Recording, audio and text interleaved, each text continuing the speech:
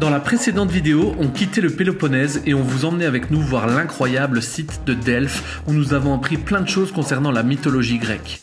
Ensuite, on partait à la découverte du parc de Pavliani pour une randonnée incontournable que les petits comme les grands enfants ont adoré. Hello à tous et bienvenue dans cette nouvelle vidéo. Nous sommes ici dans un lieu culte emblématique qu'on attendait de visiter avec impatience, les météores. Vous allez découvrir ça avec nous et encore plein d'autres belles choses ici dans le nord de la Grèce. C'est parti! Non, je fais pas youyou.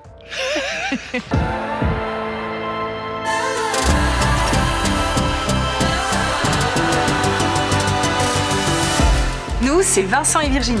Il y a quelques mois, on a décidé de tout quitter et de vivre notre rêve.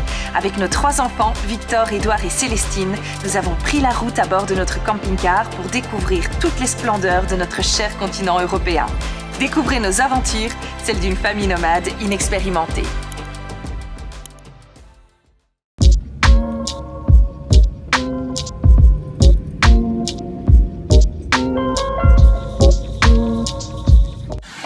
Alors on vient de se faire arrêter par la police, on sait pas trop pourquoi, voilà, c'est un peu obscur. De routine. Ouais, voilà, on va dire ça, c'est la toute première fois que ça nous arrive, ils nous ont posé quelques questions sur notre voyage, assez gentiment, donc voilà, c'est bizarre parce qu'ils ont demandé, tiens, vous perdez de l'eau, est-ce que c'est normal? On s'est dit, oui, ils cherchent ici les embrouilles, mais non, tout va bien, donc on peut reprendre notre route vers les météores.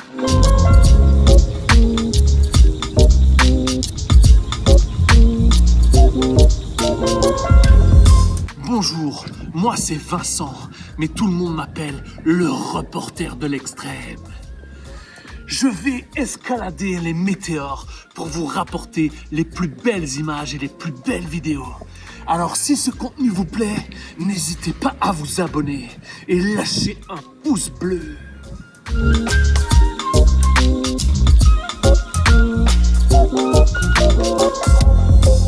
Coucou les copains, aujourd'hui on est au Météor. Gros bisous de Grèce.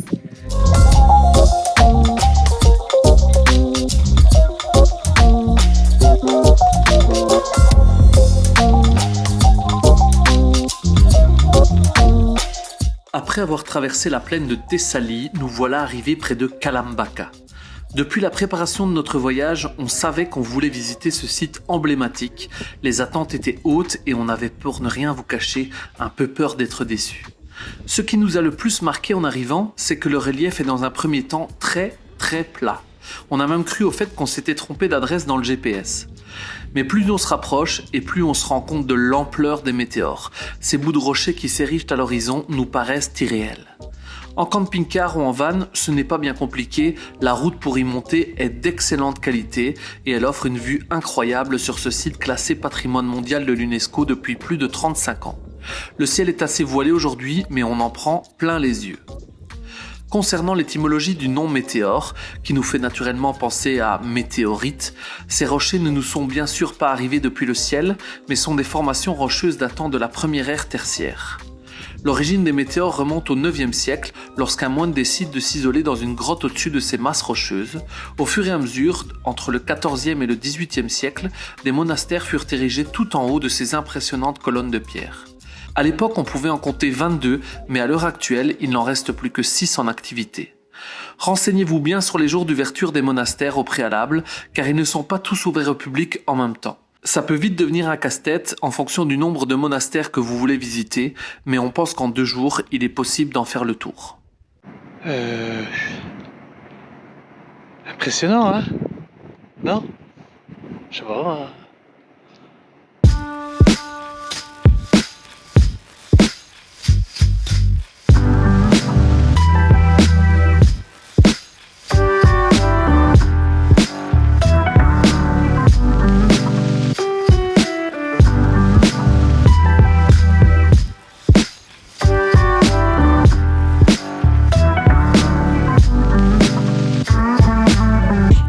Nous avons choisi de visiter le monastère de Vaarlam, celui directement situé en face du mégalométéore.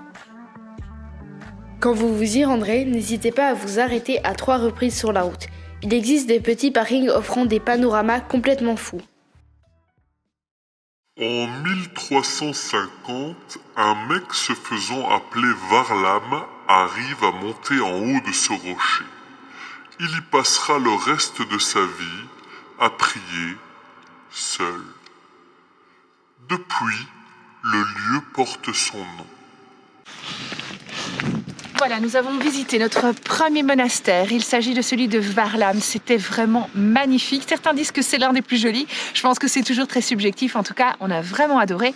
L'entrée est de 3 € par personne. Il n'y a que Célestine qui n'a pas payé. Attention, pour les femmes, il faut absolument avoir une jupe. Vous pouvez en acheter une, mais donc pensez-y, prévoyez une jupe, un grand foulard et ça convient tout à fait. Il faut respecter, c'est important. Je pense que ce sont vraiment des endroits sacrés et pour lesquels il n'y a pas grand-chose à faire. Être juste respectueux des lieux, ça me semble quand même être la moindre des choses. On a vraiment bien aimé cette visite, c'est assez court. Et puis là, on va reprendre la route et continuer à longer ces petites routes sinueuses à travers les météores pour aller découvrir le plus grand qui s'appelle Mégalométéore, qui est fermé actuellement, mais c'est pas grave, de toute façon on va pas tous les visiter. On a sélectionné Varlam et l'autre dont je me rappelle plus le nom qu'on visitera demain. Attention, il est interdit de passer la nuit ici avec un camping-car ou un van. On trouve ça tout à fait normal et logique. Il y a peu de place, c'est déjà chouette qu'on puisse se garer ici pour aller visiter. Donc nous, a priori, on va aller se garer dans une petite... c'est un restaurant qui met à disposition son parking. Il suffit d'aller manger un petit bout là ce soir. Bon, voilà, on va faire ce petit sacrifice, hein. Allez, on continue.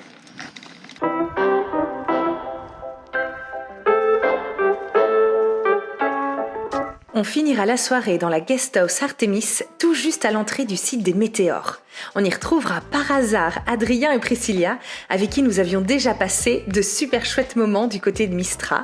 Et on y fera la connaissance de la Dorèche Family, Dorothée, Guillaume et leurs enfants, qui font un voyage autour du monde avec leur camion d'aventure. Une soirée mémorable autour d'un bon repas grec, à rire, discuter, se partager des anecdotes et des conseils de voyageurs.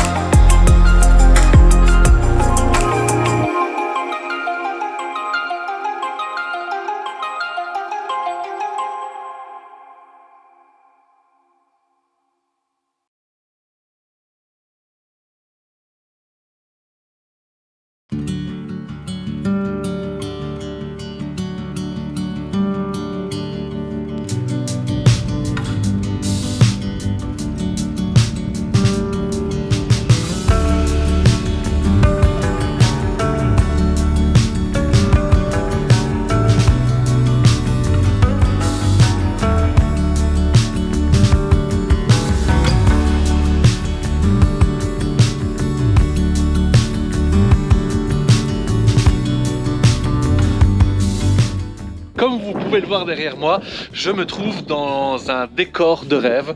Nous sommes aux gorges de Vikos, dans le nord de la Grèce.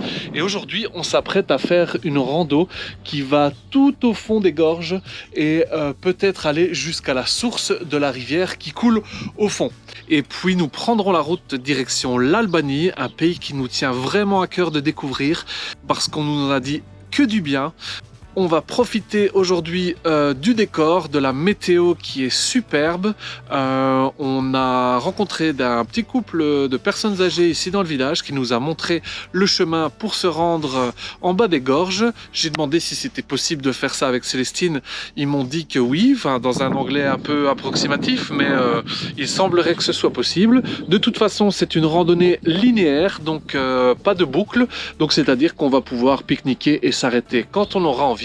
Et le but est de retourner vers 15h, 15h30 au camping-car pour pouvoir prendre la route, car nous sommes à peu près à 1h30 de l'Albanie, en tout cas de la première ville.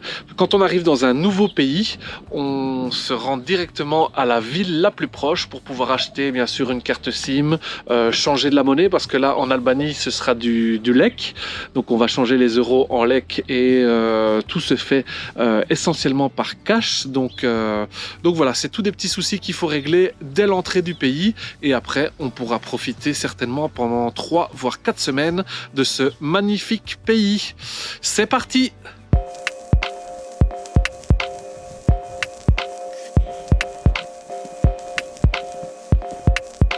Vas-y maman, cours!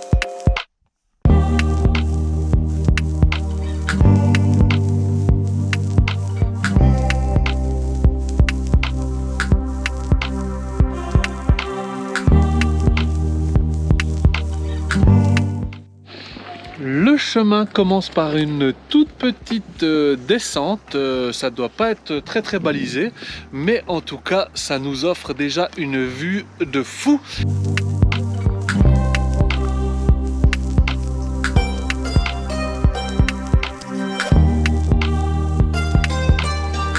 Alors peut-être que vous ne le savez pas, mais les gorges de Vikos, elles détiennent un record du monde. Oui, rien que ça.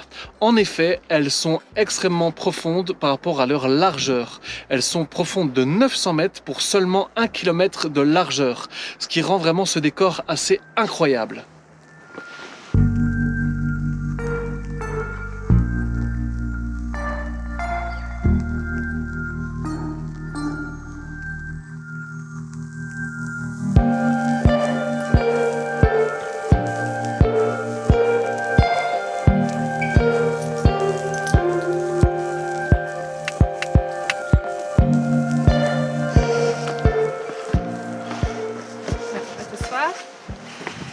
Petit conseil, quand on fait une rando comme ça avec de jeunes enfants, je dirais 3 conseils importants. Premièrement, des bonnes chaussures de randonnée bien serrées au niveau des chevilles.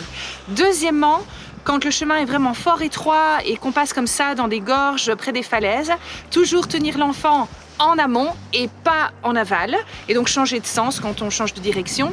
Et puis, troisième chose, ne jamais laisser les enfants derrière vous, mais toujours bien devant vous ou à côté. Petit conseil quand vous faites une rando avec des ados. Bon courage. Non, je rigole. Par contre, vraiment, ce qui est important avec des ados, c'est de toujours bien avoir un petit encas, un fruit, des fruits secs, quelque chose de sucré, parce qu'ils sont quand même souvent sujets aux chutes de tension. Bien sûr, avoir à boire, ça semble tout à fait logique. Et puis, faire attention parce qu'ils ont tendance à vouloir partir devant, très loin.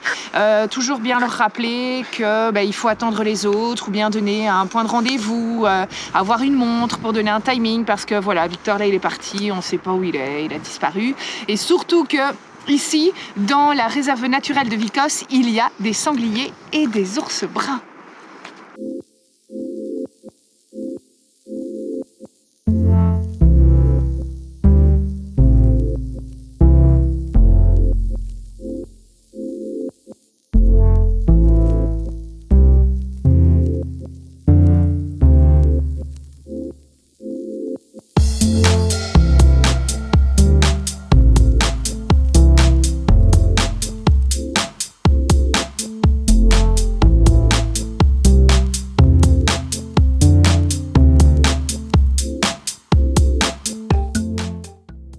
voilà, la pause pique-nique est arrivée, on a descendu pendant 1h30. Alors on s'est trompé de chemin et c'est à cause de Victor, parce que Victor il trace tout le temps, il nous attend pas, il n'a pas vu l'intersection, on a dû aller le rechercher plus loin et puis revenir en montant en plus. Et donc ici on est descendu, on est tout près d'un petit monastère, vraiment dans le creux de la vallée, et tout en bas là-bas il y a une petite aire au bord de l'eau et c'est là qu'on va aller pique-niquer.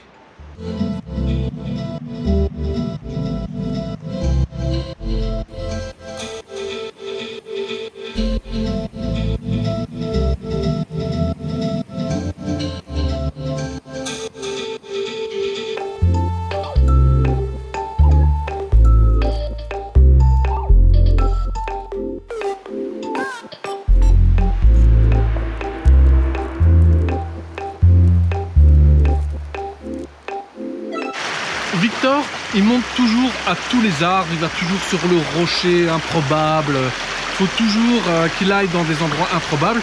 Il ne peut pas s'en empêcher. Petit conseil rando spécifique pour la Grèce. Ne jamais partir sans son tzatziki et son petit grisini. Yamas!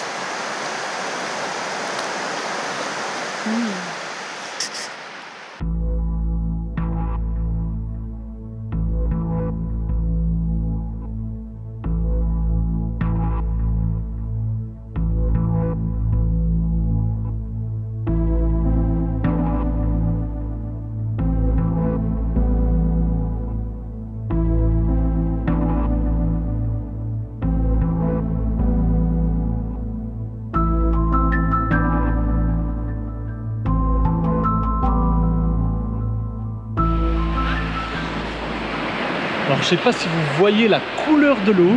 En fait, ici à Vikos, cette rivière-là est réputée dans le monde pour sa pureté. Et en Grèce, l'eau en bouteille s'appelle la Vikos. Ils tirent l'eau d'ici de la source, là-bas plus haut. Cette eau est limpide, claire. On va aller la goûter. Alors bien sûr, il ne faut pas répéter l'opération chez vous, c'est très très dangereux. Bien sûr, certains me diront « Ah, ne jamais faire ça quand il n'y a pas de charbon, etc. » Quand il n'y a pas de système de filtration. Ici, moi j'ai lu qu'elle était assez pure pour pouvoir la boire et on va goûter ça. C'est parti, on va essayer d'aller chercher l'eau en plein milieu. Enfin, en tout cas, il ne faut pas la prendre sur les bords et on va goûter ça.